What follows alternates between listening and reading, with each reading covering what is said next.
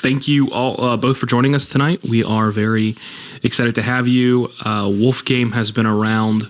There's been a lot of games, right? There's been Skunk Game, Bear Game, all sorts of game.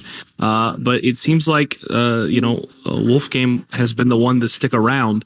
So real quick, I just want you guys to get a quick introduction of yourselves and who exactly you guys are, and then we can kind of get started and talk a little bit more about what's new. I think you've seen those other games fade away because a lot of them were forks of Wolf Game. Wolf Game is sort of the OG innovator in this particular format of blockchain game. Specifically, the early days where you were staking sheep and wolves to yield wool. That sort of yield farming aspect with risk was original to Wolf Game. But I'll give my intro. Yeah, so I'm Zombie. I am sort of the de facto head of community for Wolf Game. I was the original mod in the server. And today I contract with the team on biz dev, partnerships, and marketing. And then by day, I'm actually head of Web3 at Miller Knoll. It's one of the world's largest furniture manufacturers. You may be familiar with the brands Herman Miller or Knoll, where that Miller Knoll parent company name derives from. And what's up, guys? I'm Bri DeSanto on Twitter. I am not an official team member. I want to be clear about that. But I am a day one minter of Wolf Game. I would consider myself an ambassador for the community. I've followed the project, for the last, I guess, year and a half now, which is pretty surreal to think about. But I do act as a conduit between the community and the Shepard, who is the I guess kind of like the front man of Wolf Game. He is the lead team member. He is the leader of all comms. And I generally will relay community feedback, ideas, what have you, to him. But my background is in marketing. I ran a digital marketing and branding agency for about 10 years out of New York City, and recently pivoted all of my business into Web3, I think as a lot of us have started to do. And now I lead marketing and brand for a project and company called Infinigods, which makes a whole suite of blockchain games. So I am also in the Web3 gaming space professionally now too. And a fun fact about Bri, he's actually the first person to join the Wolf Game server. Wow. That is true. You're the OG.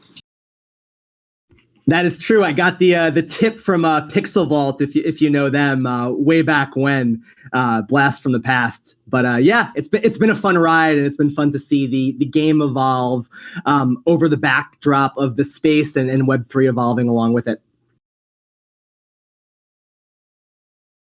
Well, awesome. Well, I appreciate the introduction, gents. But let's go ahead and jump into Wolf Game. So obviously, Wolf Game's been around for a long time at this point. I mean, God, it feels like things were just like happening like a year ago. But NFTs as a whole we're coming up on like 3 years of like real intense NFT. I don't know, just culture. So it's all taking me back. But give us a little update. What's been going on since maybe people have heard of Wolf Game and what's new? Yeah, so I made a quick reference to phase one of the game. It's probably what Wolf Game is best known for, to be honest with you. But now 16 months on, we have the full game. It's been launched for about 2 months now. And it's an experience unlike any other. It's sort of a first of its kind Web3 powered board game experience. I think this is the best way to describe the game that we have today. It's a lot like Stratego or Catan. And it's a game in which sheep and wolves compete for economic dominance, collecting the precious resource known as wool. Over the last 16 months or so, there have been a few different activations to sort of keep the game going, to keep the community engaged. You may have heard of Alpha Game, which was a long-running staking event. And then in between Alpha Game and the end of Alpha Game and the launch of Full Game, there was a playable experience called Cave Game, in which players could search through caves to guarantee that they would reveal rare farmer types during the farmer reveal. Farmers are an important component of the full game experience. People could find merch and people could find wool. that was really our first experience with something playable. And the full game experience that we know today is actually quite a bit different than Cave Game. But we have a new playable experience coming up called Peak Game. And the Peak Game is sort of intended to complete the core gameplay loop for Wolf Game. So today, sheep and wolves are on the farm. Eventually, they'll go to the peak where they can compete for wool. And on the farm, they're collecting resources that can be used for any number of game actions, producing structures, breeding, etc. The thing that stands out to me most, and I think it's back to Brawler's point earlier, and I think what most people remember is when Wolf Game launched, it was a stealth mint. It was during the bull. I think it was November of 21, and sheep and wolves minted, and all of a sudden within days they were selling for, I think, 8 to 10 ETH. The floor had exploded. People were staking them for wool and making thousands of dollars a day, on that staking mechanic, not even exaggerating. And I think the most interesting part of the initial game was there was this element of stealing NFTs. So if you had accumulated enough wool, you could mint a Gen 1 animal. And there was a 90% chance of a sheep and a 10% chance of a wolf. But within that, there was also the chance that if somebody held a wolf and it was staked into that contract, they could automatically steal that new mint. So you had people that were, minting these animals that were worth thousands, if not tens of thousands of dollars, that were being stolen by other players, all on chain. And I think at the time that was a pretty novel and revolutionary concept. You had seen EtherOrcs launch, and I think they were maybe the first, predominant on-chain gaming project. And then Wolf Game came along and sort of defined this risk category that if, you've ever played online poker or daily fantasy sports, or you were in that Wall Street Bets, Robinhood, like GME hype cycle, I think really resonated with those groups. So I think that period really cemented, Wolf Game in the zeitgeist, I'll call it, of Web3. But it's been great to see them iterating and dropping new game mechanics over the past year and a half.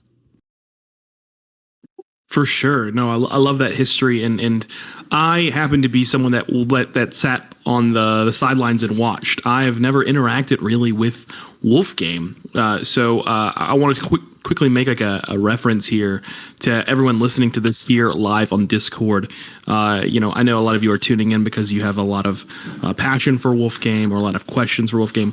Please make sure you answer or ask those in guest questions so we can, really get the full extent of these guys' expertise and give you the updates that you want to hear. Luckily, the first question that we have is from Vance from Creature World. His question was, he would love any updates that you guys can provide regarding wool integration into the in-game AMM. Any insight there? It's not something that we can provide any kind of timeline on. It's a component that was hinted at in the wool paper, which is the white paper for the full product. That the team would continue to monitor the sort of economy that's spinning up organically around the game and make that adjustment when they're ready. So I don't have anything new to share there that can't be read in the wool paper, but I know that it's certainly something that the team is continuing to look at. When I've asked Shepard about wool in the game and how players will come to earn wool in the game, he's always very quick to remind me that wool will be won in Wolf Game. And so, take that as you may, but wool will most certainly be won on the peak, and there will be more sinks for wool in the future.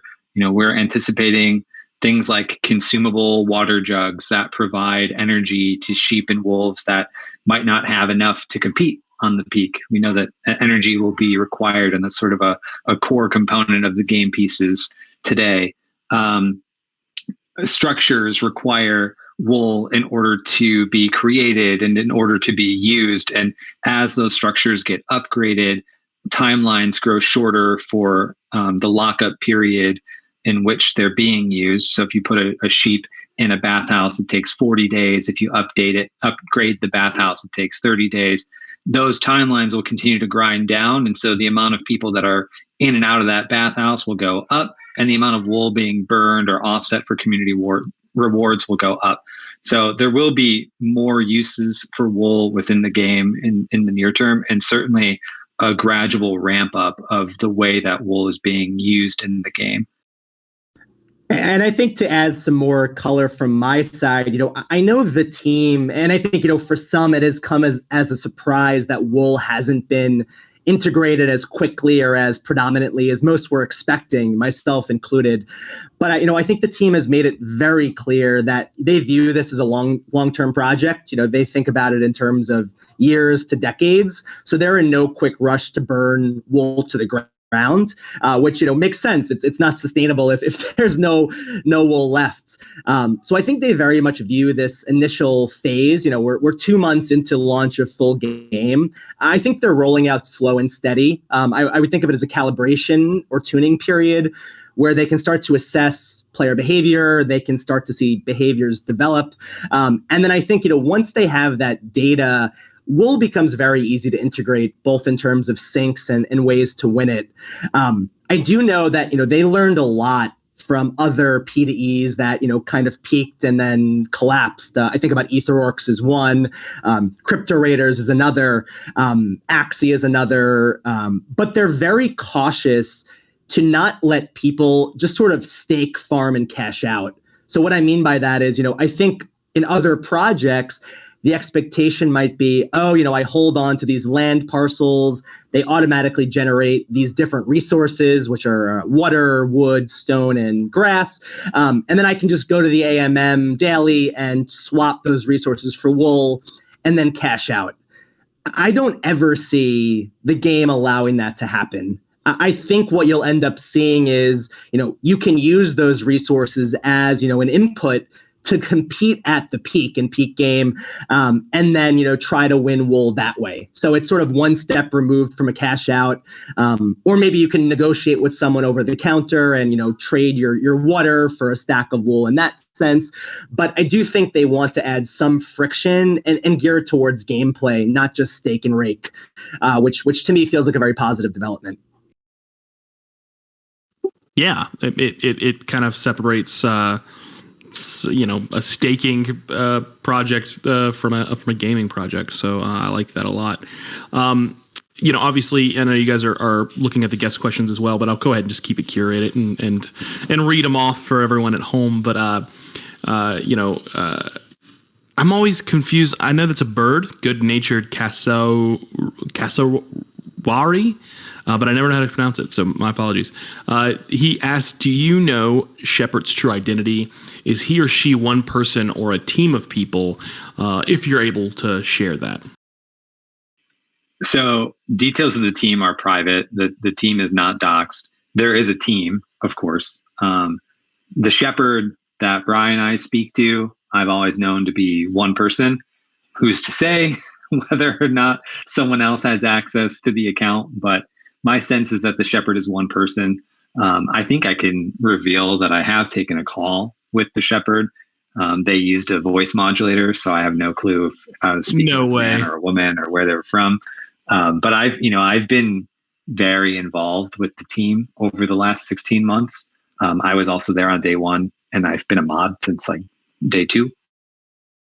A Wolf Game mod, it's a little different. Like I'm really close to the team. It's kind of unusual, I think, in terms of my involvement, particularly because I handle biz dev for them now.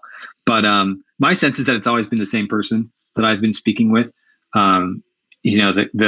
They have a really keen intellect and are extremely talented and one of the most well-rounded people that I've ever engaged with in my professional life. And so I have a lot of faith in the Shepard as a leader and builder. My read on it is that the Shepard is both the project lead, the lead dev, lead marketer, really all of the above. I would echo all the same things. It's kind of funny because I know Gary V, AJV, and Matt Higgins, that group had spoken to him also at some point, and they relayed the same thing. They said he used the voice modulator. which is like kind of adds this fun mystique. I think of him sort of like the front man in Squid Game, if you know that character. But I echo everything Zah said. I've had a relationship with him just over text, for the last, I don't know, let's call it 6 months or so, maybe longer. But, he is incredibly bright and smart, very, very thoughtful, has a great sense of humor. But I think the biggest thing, I've noticed is that he has enormous restraint. There have been many times where, at least from my view, there were things the team could have done to pump the price of wool or certain assets that were very obvious. And they've always shied away from doing that. They've always taken the route that was most prudent for the game, for the economy, for the assets, for holders, the community, what have you. And I've always really respected that. I think lesser teams would choose the easy path. But they constantly are doing things that they feel are, the right way of doing things, and with vision in mind. So I wanted to make sure that was clear, because I think sometimes there can be skepticism about an Anon team, which I think is quite valid. But I've been nothing but impressed this entire time.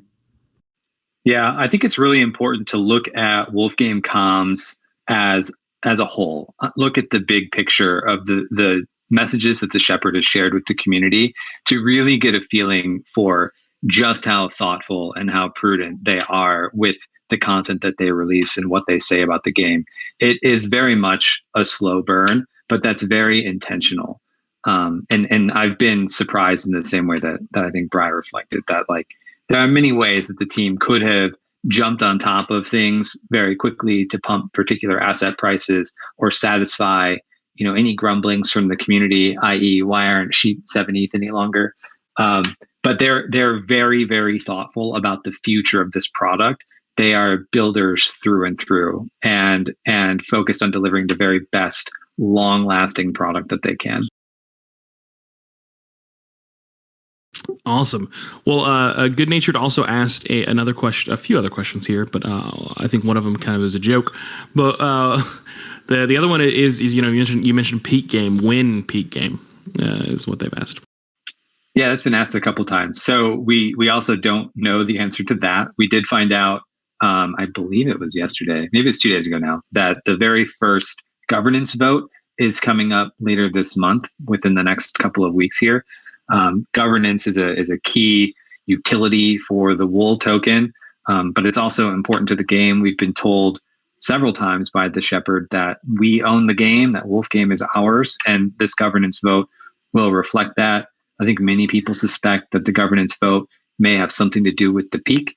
We won't know until we see it, but it does feel like through recent communications, much of what has been teased is coming perhaps sooner than we've thought. So we know there's the peak coming. We know there's a farmer's market coming. We've heard about governance and now have a timeline around that.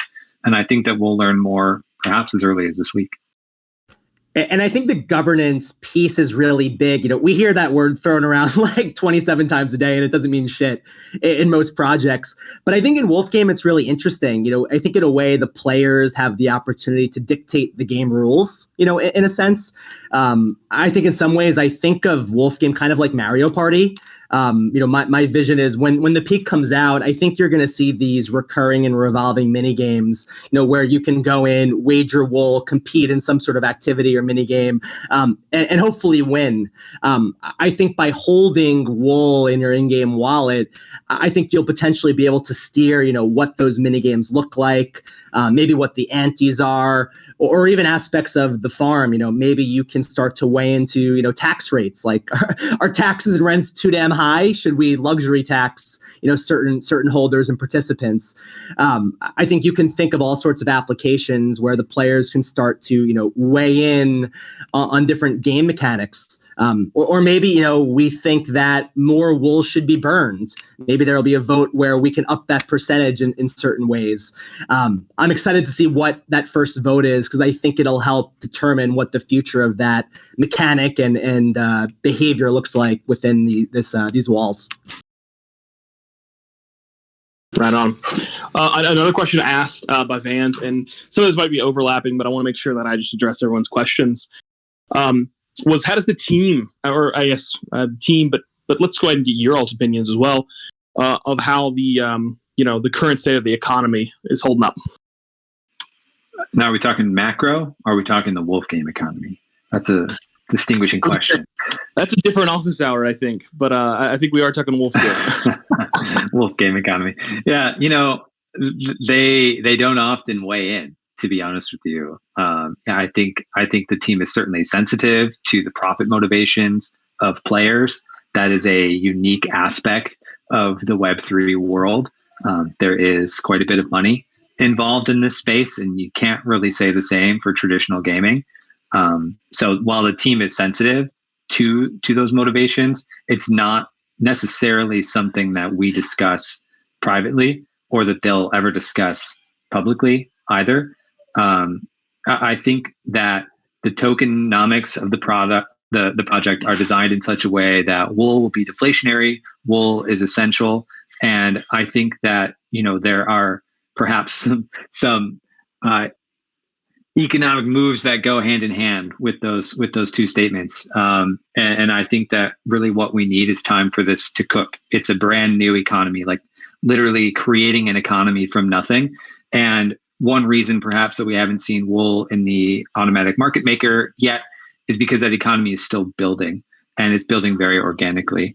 I think as that token price goes up, that obviously has implications on the NFTs and their prices. As we learn how sheep and wolves will earn wool or win wool rather on the peak, that certainly could impact those token prices. Today, some people, jokingly refer to the game as structure game, because owning a structure is really the only way to extract value from the game at this particular moment. Certainly sheep can breed, wolves can breed, and you can sell those NFTs on the secondary market. But we'll consistently see this meta shift depending on where the team's focus is on current developments. And that's intentional. It's not like they're trying to drive certain asset prices up, but very much the product needs to grow organically. And so, we'll see those changes as they come. And I think two elements of the economy that stand out to me early on as being really interesting are one, you have these structures, which players own plots of land that have this capability. Seed Phrase is most notable for owning like 100 structure plots, which is pretty insane. But on those plots, you have the option to build one of two buildings. You can either build a barn, which lets people breed sheep, or you can build what's called a bathhouse, which animals can then use to recharge. And in the game, energy is finite. You start with a certain amount and you deplete it over time based on your actions, and then you have to repay those structure owners to get that back. If you look at the wolf specific structures, players have been paying anywhere from 60 to 100,000 wool to other players just to recharge their energy, which I think is anywhere from like 0.6 to 1 ETH. So we're talking $1,000 plus to recharge a pixelated wolf, which is I think a pretty wild mechanic and development early on in the game. The other piece of the economy that's really interesting is there's a burn mechanic where you can actually burn your sheep for in-game resources.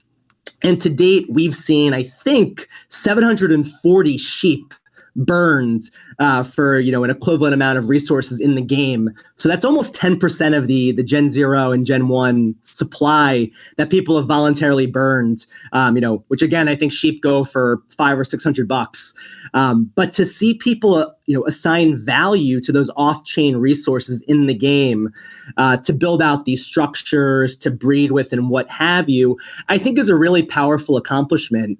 And really, the only reason why that's happening, I think, is in part because wool is not, fully integrated yet and has not been added to the AMM. I think they've had to give time for these resources to, be accrued, be collected, be stolen. People have to feel some pain, in the time that it takes to get them, to value them appropriately.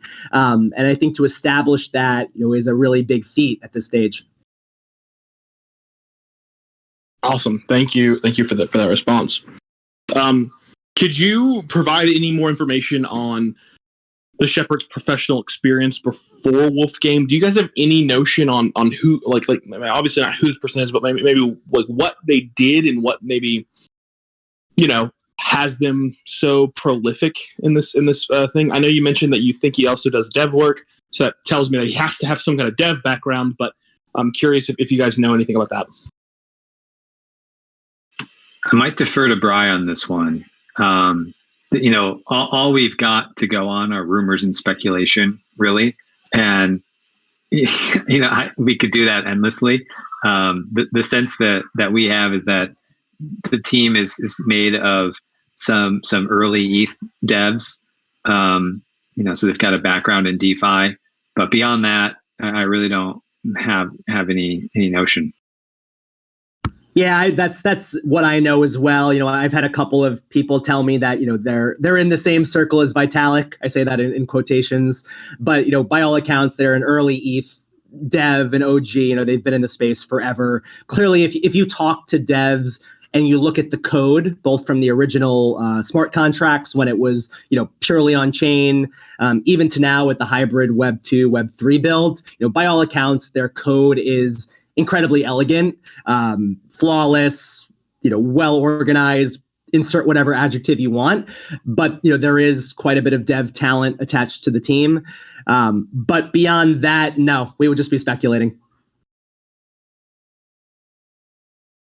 Got it. And if we're speculating, I think it's Mark Cuban. So I think it's Gavin Wood. The next question is from Brawl, or actually, sorry. They wanted to know when the grace period for the land tax claim was going to be. Was the next question actually? Dude, I don't know, man. I'm shocked it's still going. I haven't claimed my resources in like a month and a half almost. And I'm getting bored because I'm just sitting on them waiting. But I think, from my perspective, the team has teased a farmer's market feature that's going to be added to the game, I think in short order. And basically what that'll do is it'll let players rent out the various actions that their farmers have to other players. My sense is they want to ship that feature first. That way, it can be on market and then end the grace period afterwards. So if that logic tracks, I would guess we probably have days to a week, maybe 2 left, something in that zone. But again, that's just my own speculation. That's fairly informed. Yeah, I think that makes a lot of sense. My feeling on the whole farmers market too is that the team wanted people to use their farmers and burn up those actions and fall onto these long cooldown periods to really understand what was at stake in using your farmers' actions, because the cooldowns are quite long. And so we've been through, I think, 2 cycles now of farmer cooldowns, and now would be a great time to end the grace period, open the farmers market, and let people have it. Awesome. The next question is from Brawlers is, will the team turn off permissioned on Blur? Could open up the volume. I'm curious to know maybe your all's opinions, but also if you've heard anything from Shep. It's actually a new development. I don't foresee that being turned off. The team is I think, and this is just me speculating, but certainly a game development company could use royalties in order to serve as run revenue to keep the lights on and keep things moving forward. There is this sense that the team is collecting a large pouch full of wool that hasn't yet been minted. I think the optics of selling that wool to fund the game at this moment would not be good. And so there needs to be some structure and some thought put into how the team might do that in the future. And I think it's important to note that the contract upgrades that were recently put into place to preserve royalties can always be rolled back. The contracts we use are upgradable. There are 2 contracts that would require a migration. But I don't know that we're going to do that in the near term. It's certainly possible, but I guess it just remains to be seen. Yeah, and I get the same sense. I think they're one of few teams that, really has refrained from doing, paid mints or extracting, money from their holders. They did the original mint for, I think it was 0.0649, whatever, 069,420 back in November of 21. And then shortly after, they did the Dutch auction for lands. But beyond that, in the past year and a half, whatever it's been, they haven't done any public mints or raised any cash in that sense. And they've even gone so far as when we played Cave Game last, I guess it was May, you could actually find merch in the caves when you were searching around and you found wool and other things. But they gave out that merch for free shipping. It was a gamified, mint and experience. And that merch was incredibly high quality. It's all 100% wool and cashmere. But if I had a sense, I don't think they want to extract any more money from the community. I think that they prefer to subsist and survive on royalties. But of course, if that goes by the wayside, which, maybe it will, then they'll probably have to pivot. But I think that's probably their preferred path. Yeah. And, we don't know anything about what kind of like angel or seed funding they received up front. It's suspected to be not much just to get them off the ground. There have been VCs that have approached the team, and I'm oversharing at this moment, but there have been VCs that have approached the team, and the team has declined any additional funding at this time. So they're very much focused on the startup mentality, building this bootstrapping this thing, really. Got it. Thank you very much. Which I think is admirable. I guess when I think about my interactions with the Shepard, very talented person, I can see why he would want to maintain control over that product at a very, very high level and not compromise on the vision.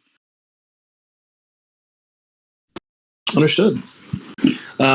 So that's an interesting take, because Blur is obviously a new, kind of a new thing. It's kind of, I don't know, activated a lot of different conversations. So thank you for that thought. And again, apologies for the dogs in the background. Any future plans you're able to share about possibly utility for relics? Relics are Wolf Game lore sort of distilled into a GIF. I don't foresee any particular utility in game, but nothing's been announced, and really everything's on the table. Wolf Game really has always been a platform for unique experiences, and now that we've got a product to lean on, I think the sky is sort of the limit in terms of what the team can do and what utility they might bring to all the different game pieces. So it's possible. I view them more as pieces of art, personally. It's a historic record of the story, the narrative being told through Wolf Game. Right on. Last question I have here, once again, anyone else has any more, but has Shep/the team provided any insight into the long-term vision for the game? And by long, they mean long term. Maybe an end game almost, where they're wanting this to be blank by this time. Never any clear indication with me. I vaguely recall conversations around the ability of the game to scale in terms of player count, and building well beyond 10,000, even 100,000 players. But in terms of like when this thing will end or where we're going, no, they don't like to publish a roadmap. We certainly know a lot of the things that are coming in the next weeks and months, but we don't know what's beyond that. I don't think there's any risk of the team up and disappearing. They built this product for the last year plus, and so there's still plenty more to come. But I guess we'll see. Yeah, I mean, I've heard that as well from Shep. I know the vision is hundreds of thousands, if not millions of players. I think they're building this system to accommodate that level of player base. But I think one of the things that's always drawn me to Wolf Game and got me really excited is just the elegant simplicity of the framework. I think right now you have this resource collection, breeding phase, and then when peak comes online, you'll have this, short-term minigame style gameplay where, players can anti-wool wager, and then there's a zero-sum element where, all the wool that goes in is split by a subset of winners. If you think about that formula, of resource collection, like in a game like Catan, that then is paired with, competitions like you'd see in Squid Game or different mini games like in Mario Party with player funded wool. That's the type of framework that I think, you can scale and recur pretty easily. It really just starts to evolve based on social dynamics and the mini games that you slot into it. And I can see that scaling and running for many, many years, even if it in its most basic form. So I wouldn't be surprised if that's what we see, over the short to medium term, with, a suite of 10, 20, 30, 40, 50 mini games slotting into Peak that we can play and that'll rotate.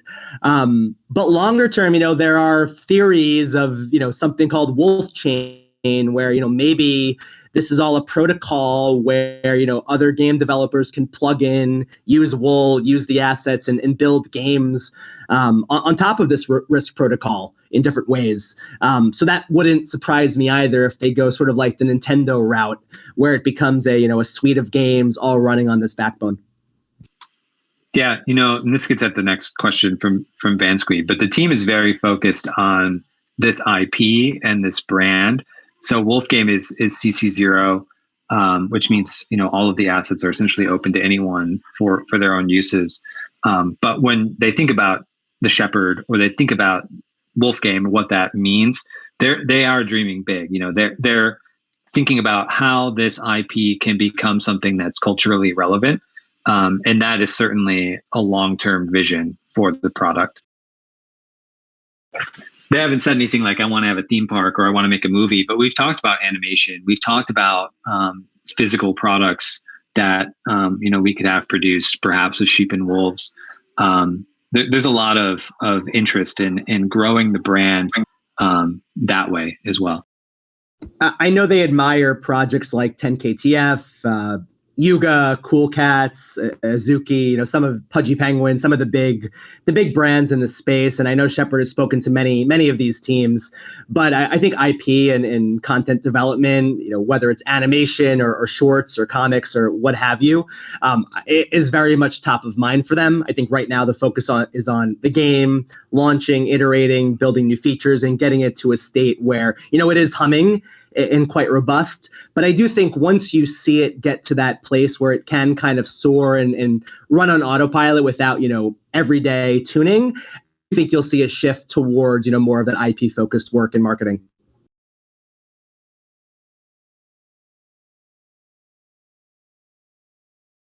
Got it. Thank you.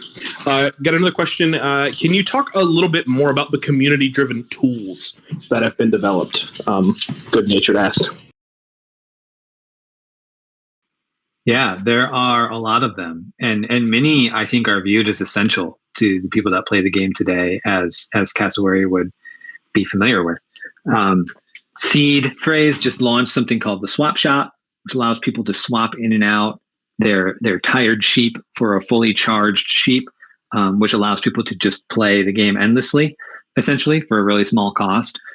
There are tools to help wolves loot more effectively. There are browser extensions that really serve as like pro tools for the game, totally amplify what you can and cannot do, rather just what you can do with the game. We used to have a tool called wolfgame.tools. We expect it to come back soon, but it had a really cool feature that showed the total value of your portfolio, tons of detail and metrics about the game. And it's something that the Shepard promotes heavily, community engagement and community builders. He reaches out to most of them personally, has a chat with them. I've been a part of some of those conversations, and it's kind of fun to see like the Shepard and one of the community builders geek out over a product that they made based on the product that the Shepard made. It's really exciting stuff. Yeah, and Van Squeeb just said this, but the game would be unplayable, I think, right now if you didn't have the community tools, just because there is so much data to parse. It would take so much time for the average player to look through everything and make quality decisions, but you have builders that have come in, plugged into the API, and built really amazing databases, dashboards, all sorts of analytics that just help players come in and make better decisions and process information faster. And I think to see the community of devs build product that's so high quality, it's incredibly professional. And these things are released very fast, in a matter of days. It really is enhanced and enriched the experience. And I think, as essential as the dev team is to building Wolf Game, I think the community is really what keeps it alive and keeps it pleasurable. Because without the social dynamics, without these tools, like most board games, it would be quite boring and quite vacant. So I'm constantly impressed, and I think we've really only just scratched the surface. I know the team just tweeted about the API is open; they're giving out keys. So if you are a dev and you have ideas for ways to build on top of the platform, that is very much something that they support and encourage and love to see.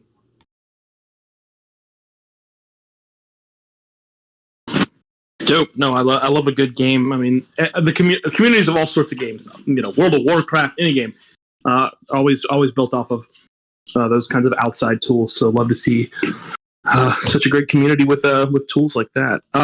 Wanted to we're getting to the end of the hour here, closer at least. So I want to make sure that you gentlemen don't have anything in particular that you guys are excited for, or anything else that you guys maybe want to give some updates on that maybe wasn't touched up or brought up quite yet.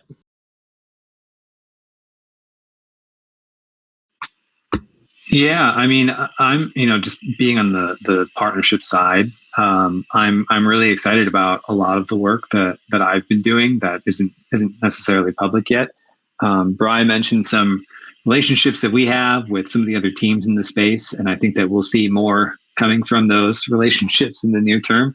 It's a little bit of alpha, but I'm really stoked that Wolf Game is so well liked. I think that Wolf Game has a great reputation in the space, and that's a good feeling to have, especially in this bear market. And so it's always encouraging for me to reach out to someone totally new, whether that's a Web 2 or Web 3 brand partner, and hear their positive take on what Wolf Game has built to date. And I'm excited to share what some of those conversations have resulted in with everyone. So stay tuned over the next 3 months or so. We'll have some pretty cool stuff to share. And not to leak Zaz alpha or steal his thunder, but I think some alpha I can give is Wolf Game is so lucky to have a few notable pillars in the community. I think of Gary V, I think of Snowfro from Art Blocks, I think of G Money, I think of Seed Phrase, big voices and names in Web3. I think those people are all connected to Wolf Game in different ways, but it's no coincidence that you've already seen Seed build, a product on top of it. I don't think it will be his last, nor the last from any of those people. So I would say stay tuned for, what's to come. And then in terms of excitement, for me, it's I guess cliche, and we've said it a couple of times, but it's really its peak. Because I think peak games are really what will bring the energy and the fun and the excitement and the winning/earning, back to Wolf Game. I think honestly, in an end state, there will probably be the majority of the player base that only, owns a sheep, owns a wolf, has wool, and gambles at the peak, and they don't care about the rest of everything else, just because maybe it's a time thing, maybe it's a lack of interest thing. But I think peak will make it easy for people to pop in once a month, once every few weeks, play this game that hopefully rotates, gamble some wool, win some wool, maybe win some other things, and I think that'll create some periodic excitement and keep the game fresh constantly. But I think on top of peak, beyond just the game mechanics and the wagering and the winning and all that, I think it presents some interesting opportunities for sponsors and brands to come in and collaborate on those events. And I'll say that Wolf Game has had quite a bit of interest from pretty or very large brands, traditional brands that want more of a voice in Web3. So I wouldn't be surprised if you see, some of those types of companies integrate, with Wolfgame, with Peak, of course, in a way that's on brand. You could imagine like maybe tractor races sponsored by a notable tractor company, is one potential idea or direction. Exciting. Someone asked, where's Al Smizzle? And it looks like they are right here in voice chat with us. He's here in the flesh. Again, not necessarily being involved with the project. Is he part of is he just a great community member? Sorry, Al, I'm not familiar with your work. Al is a very famous Twitch streamer. He's up there with PewDiePie. No, you're kidding me. No, I'm not kidding you. He's more famous than the showrunners of Game of Thrones.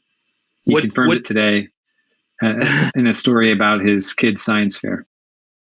What's the Shaq meme that I apologize, I wasn't familiar with your game. I'm going to give you that right now, man. I apologize. In Al's words, he is the greatest community member. But seriously, Al is a legend. I know Al originally, funny enough, from Yahoo, from fantasy football. If you've played that for the last decade plus, he's been a big voice there. Is huge in the daily fantasy sports community, big in Rainmakers, and has been a tremendous voice for Wolfgame, and I think also a connector, to players, holders, minds outside of traditional Web3 and NFT space. I think about poker players, I think about fantasy football and DFS. He's been someone that has been a conduit to those groups and has helped expand the circle. And I think as Wolfgame hopes to grow, I think those types of risky games, whether it's poker or DFS or Wall Street bets, what have you, really fit the profile. So I think, people like Al and others that have those connections really will be essential to onboarding and growth. Excellent. Well, it looks like we've kind of run out of questions, and I think we've actually exhausted some questions, and we really do appreciate you all jumping in and kind of giving us some insight and kind of just a sense of where the direction for Wolfgame's coming in, the new stuff coming up. Very exciting. I love the veil of mystery behind this project. It is fascinating to me. It is fun. I imagine that it's like both entertaining and like some difficulties working as a business dev for a team that is like completely, shrouded in mystery. But it sounds exciting. So I'm very, very interested to see how things go, guys. But we really want to thank you for joining us today. And, dropping some alpha like you did. So thank you so much. And, we'll wrap that up and you guys can have a great night. Thanks for having us. Thanks for having us, guys. We appreciate the time. And if anybody has questions, hop in our Discord. You can message me on Twitter at Bri DeSanto. But we appreciate the time and looking forward to hopefully seeing a bunch of your faces. Bye, guys.